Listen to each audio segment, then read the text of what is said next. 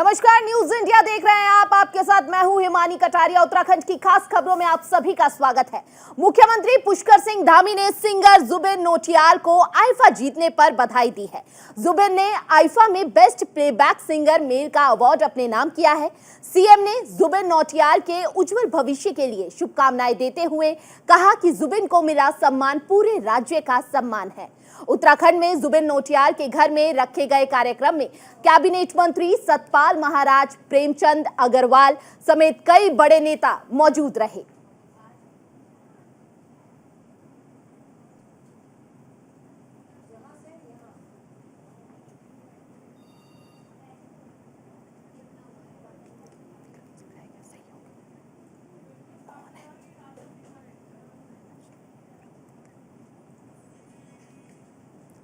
और ज्यादा जानकारी के लिए सहयोगी रोहित विक्रम हमारे साथ जुड़ चुके हैं। रोहित, देखिए, खुद वहां पर तमाम बड़े नेता जो है जुबिन नौटियाल को सम्मान देने के लिए पहुंचे हैं, और क्या कुछ खास रहा इस कार्यक्रम में? जी देखिए हिमानी, जुबिन नौटियाल इस समय बॉलीवुड के टॉप प्लेबैक सिंगर्स में से हैं और वो उत्तराखंड के रहने वाले हैं।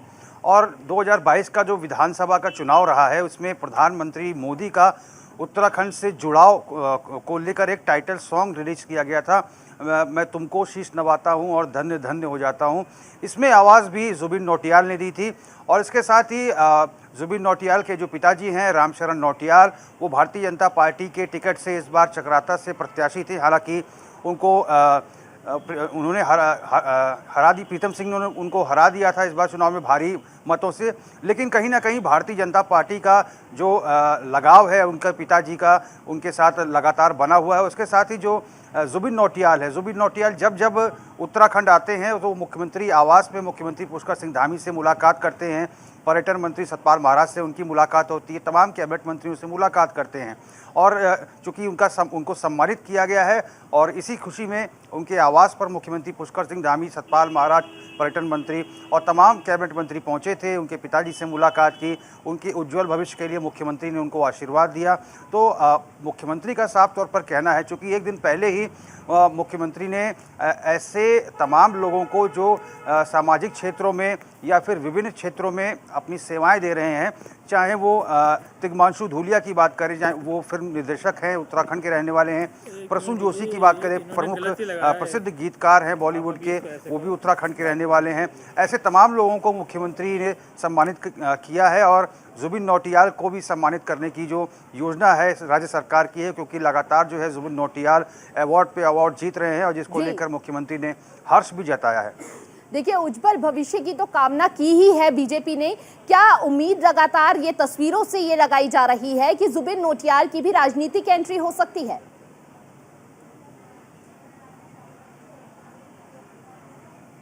जी देखिए, अभी तो उनके पिता जो रामशरण नौटियाल हैं वो भारतीय जनता पार्टी के सदस्य हैं। हालांकि जुबिन नौटियाल की अभी भारतीय जनता पार्टी में जाने की कोई कयास नहीं है, लेकिन भारतीय जनता पार्टी से जुबिन नौटियाल का बेहद लगाव है। प्रधानमंत्री मोदी के लिए जो तमाम छोटे छोटे 2-2, 3-3 मिनट के जो थीम सॉन्ग्स होते हैं उनमें आवाज़ जो है जुबिन नौटियाल ही देते हैं।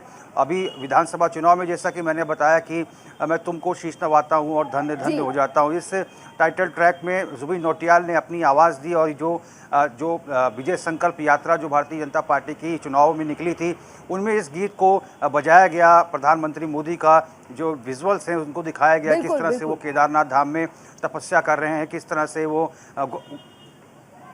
तो बिल्कुल, देखिए, कयास लगातार यही लगाए जा रहे हैं। रोहित, आप बने रहिए, आपके पास ज्यादा जानकारी के लिए अगली खबर पर पहुंचेंगे। चलिए खबरों में आगे बढ़ेंगे। उत्तराखंड सरकार ने राज्य की जनता को बड़ी सौगात देते हुए बिजली से जुड़े कुल 13 प्रोजेक्ट्स को लॉन्च किया है। मुख्यमंत्री पुष्कर सिंह धामी ने उत्तराखंड पावर कॉर्पोरेशन लिमिटेड और power transmission corporation of Uttarakhand limited के इन प्रोजेक्ट्स को लॉन्च किया है। मुख्यमंत्री ने कहा कि अब जनता इन प्रोजेक्ट्स का लाभ उठा पाएगी। उन्होंने कहा कि राज्य से गंगा और यमुना निकलती है, ऐसे में हमारे राज्य में हाइड्रो इलेक्ट्रिसिटी की अपार संभावनाएं हैं। मुख्यमंत्री ने बताया कि इन प्रोजेक्ट्स पर तेजी से काम हो रहा है, इसके लिए सरकार लगातार कोशिशें कर रही है।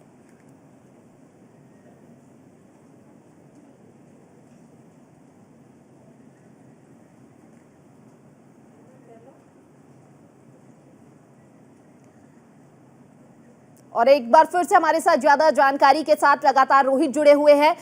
रोहित, देखिए, जिस तरह से बीजेपी सरकार हमेशा से सुपर एक्टिव मोड में नजर आती है और पुष्कर सिंह धामी की एक बार फिर से एंट्री हुई, उसके बाद यह प्रदेशवासियों के लिए बड़ी सौगात, किस तरह से देख रहे हैं?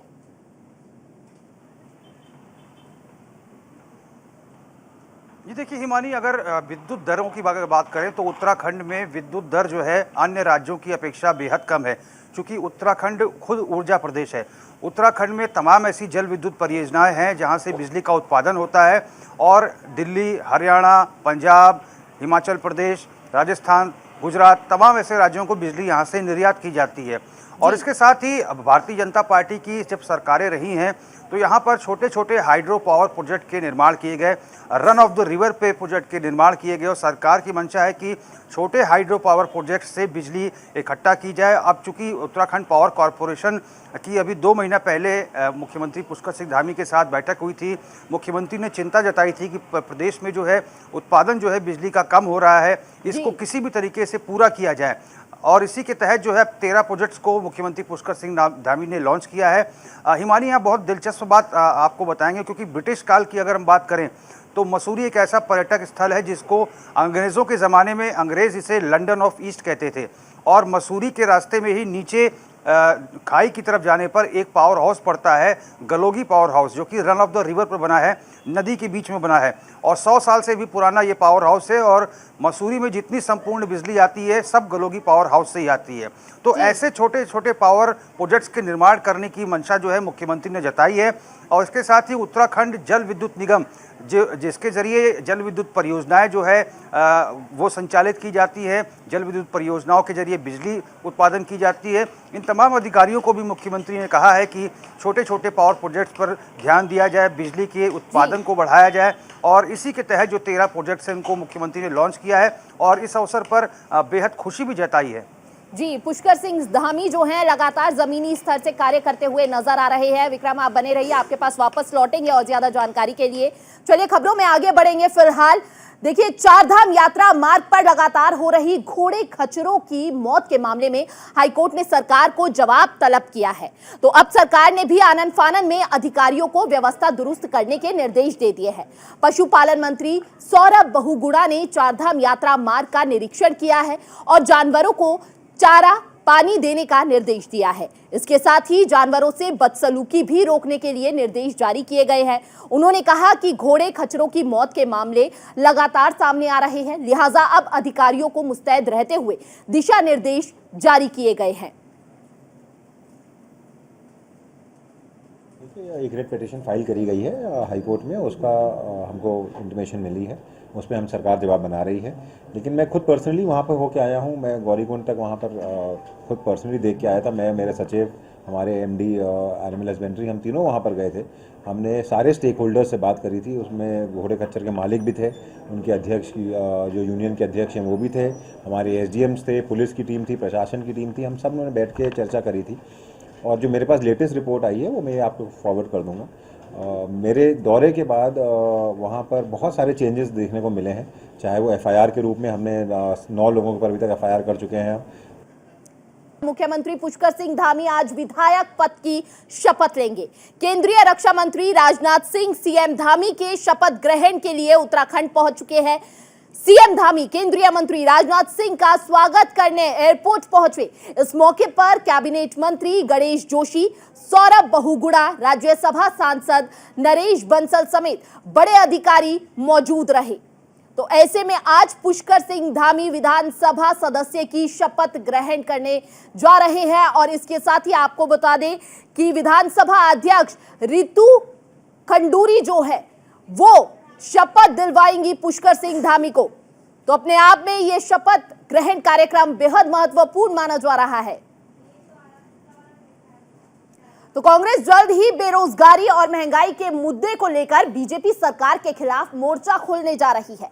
कांग्रेस ने ऐलान किया है कि पार्टी 75 किलोमीटर लंबी भारत जोड़ो यात्रा निकालेगी। ये यात्रा 9 अगस्त से 15 अगस्त के बीच निकाली जाएगी। कांग्रेस प्रदेश अध्यक्ष करण महरा ने बीजेपी पर निशाना साधते हुए कहा कि बेरोजगारी और महंगाई के मुद्दे पर सरकार पूरी तरह फेल साबित हुई है। उन्होंने कहा कि युवा, आम जन और कांग्रेस कार्यकर्ता एक साथ मिलकर सरकार को कुंभकर्ण की नींद से जगाएंगे।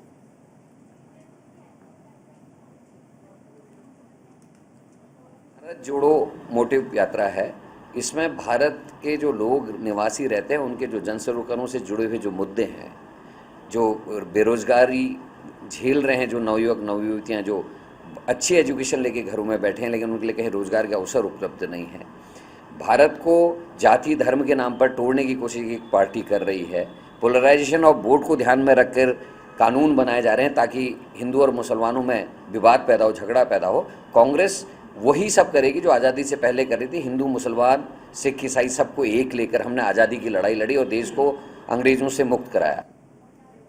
तो बेरोजगारी के मुद्दे को लेकर कांग्रेस पहले भी बीजेपी सरकार पर कई निशाना साध चुकी है, लेकिन सत्ता में एक बार फिर से बीजेपी की ही वापसी हुई। चलिए खबरों में आगे बढ़ेंगे। हाईकोर्ट के स्टे के बाद भी बिशनपुर गंगा घाट पर अवैध खनन का मामला सामने आया है। मात्र सदन के संस्थापक स्वामी शिवानंद ने अब इसे लेकर आवाज उठाई है। उनका कहना है कि डीएम और एसएसपी तक को लेटर लिखकर इसकी शिकायत की गई है, लेकिन अब तक कोई कार्रवाई नहीं हुई है। चलिए खबरों में आगे बढ़ेंगे। कांटा पीर मेले के आयोजकों की मुश्किलें अब बढ़ती हुई नजर आ रही हैं। दरअसल लक्सर एसडीएम मेले के निरीक्षण पर पहुंचे थे, जहां उन्होंने आयोजन में भारी कमियों को देखने के बाद ठेकेदारों को फटकार लगाई। एसडीएम गोपाल राम ने आयोजकों को कांटा पीर मेले में सीसीटीवी लगाने के निर्देश दिए हैं। एसडीएम ने कहा कि मेले की फीस ज्यादा नहीं होनी चाहिए। वहीं सुरक्षा के दूसरे मानक में भी कमियां पाई गई हैं, जिसके बाद अब ठेकेदार के खिलाफ कार्रवाई की मांग उठ रही है।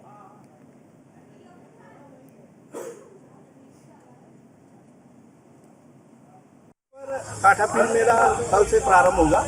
आज प्राथमिक स्तर पर जो तैयारियां थी उसका जायजा लिया गया और यहाँ पर व्यवस्थाएं काफ़ी अब तक पूरी हो चुकी है। कुछ सफाई व्यवस्था आदि यहाँ पर रह गई है। संबंधित ठेकेदार को निर्देशित किया गया है कि वो तत्काल इसको दुरुस्त करें और सभी यहाँ पर जो भी श्रद्धालु आएंगे उनको पूरी सुविधाएं मिले, ये हमारा प्रयास है।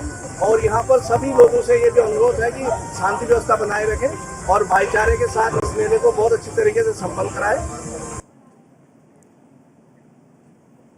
सहयोगी संजय पुंडीर हमारे साथ लगातार जुड़े हुए हैं। संजय, जब एसडीएम वहां पर पहुंचे तो कई तरह की वहां पर खामियां पाई गई। उनमें से एक खामी यह भी है कि वहां पर झूले जो है वहां पर पूर्ण रूप से व्यवस्था नहीं की गई थी, जबकि यह माना जा रहा था जब जब ये इस मेले का आयोजन होता है भारी संख्या में लोग वहां पर पहुंचते हैं। मैंने आपको बताते हर साल की तरह इस साल भी हरिद्वार के लक्सर में कांटा मेले पीर का आयोजन होना है। हालांकि मेले के व्यवस्थाओं का जायजा लेने जो जिला अधिकारी लक्सर है वो पहुंचे हैं और वहां पर अव्यवस्थाओं को देखकर वो कहीं ना कहीं जो ठेकेदार है, मेले के आयोजक है, उन पर भड़क उठे हैं। लगातार बीते दिनों से आदेश दिए गए थे कि सफाई व्यवस्था हो या सुरक्षा को लेकर तमाम इंतजाम हो वो किया जाए, लेकिन समय रहते यहाँ पर मेले के आयोजक द्वारा वो नहीं किया गया है, जिसको लेकर उप जिला अधिकारी भड़क गए। हालांकि ठेकेदार के खिलाफ कार्रवाई करने की भी बात कही जा रही है। हालांकि जब जब ऐसे आयोजन होते हैं तो उनमें लगातार ही साफ सफाई की व्यवस्था हो या फिर सुरक्षा के लिहाज से कई तरह के नियम होते हैं, लेकिन कहीं ना कहीं मेले के आयोजकों द्वारा सभी नियमों को दरकिनार किया है, जिसको लेकर यहाँ पर निरीक्षण किया गया था। हालांकि अब देखते हैं कि किस तरह मेले के आयोजक और जो ठेकेदार है उनके खिलाफ कार्रवाई होती है। हिमानी, बहुत बहुत शुक्रिया संजय आपका तमाम जानकारी साझा करने के लिए। देखिए मेले के